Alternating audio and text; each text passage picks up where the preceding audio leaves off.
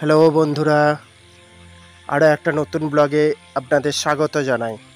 আমি এখন আছি হুগলি জেলার পান্ডুয়া ব্লকের দারবাসনী গ্রামে।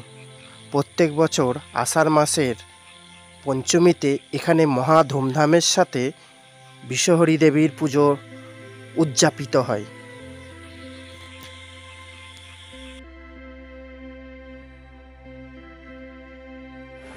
বছরে একবারই?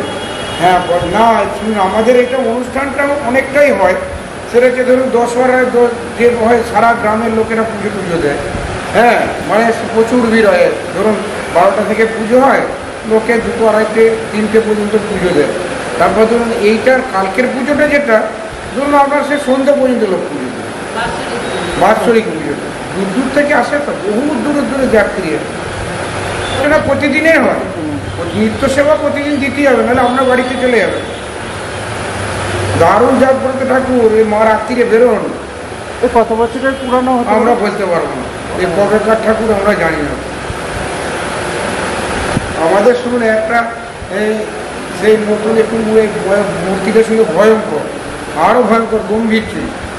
আমাদের সেই একবার জোর করে ধরুন দাদুরা বলে দাদুরা তারা একবার ভেঙেছিলেন। ভাঙার পরে আমাদের বংশে একজন মারা গেছে। তারপর থেকে আমরা ভয়েতে এটা পাথরের করতে পারছি না, বুঝছেন? মায়ের আদেশ না হলে আমরা কিচ্ছু করতে পারি। এরা 7 বোন, বুঝেছেন তো? এরা 7 বোন।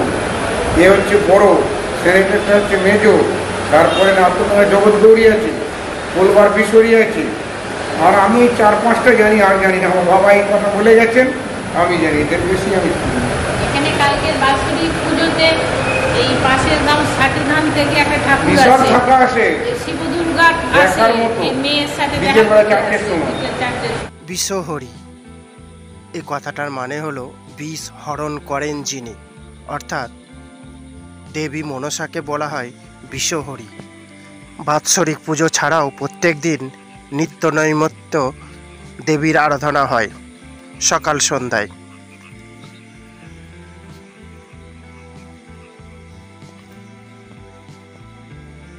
বাৎসরিক অনুষ্ঠানে পাশের গ্রাম ষাটিধান থেকে একটা থালা আসে, ধুমধামের সঙ্গে গান বাজনার সঙ্গে এই দেবতার সঙ্গে দেখা করার জন্য।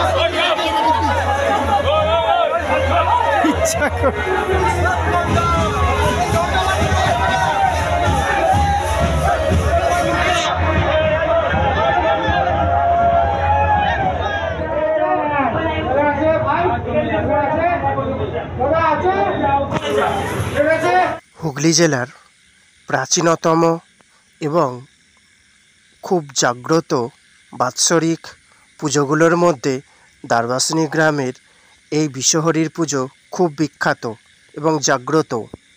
পাশাপাশি বিভিন্ন গ্রামগঞ্জ থেকে ভক্তেরা এই দিনকে দলে দলে 8 থেকে 80 সকল বয়সের ব্যক্তিরা এই পূজা মণ্ডপের সামনে এসে হাজির হন।